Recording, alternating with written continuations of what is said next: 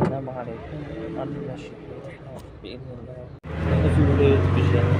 صباح الخير ديالك. عاودي لي واش قلتي كاع؟ ياه بالاختصار. هو هذا قال لك حفروه لي زيطاليان في 1889. الله يبارك. كومباني ايطاليان.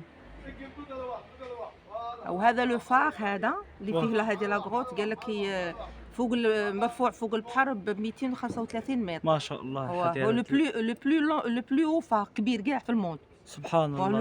لو بلو او دو موند.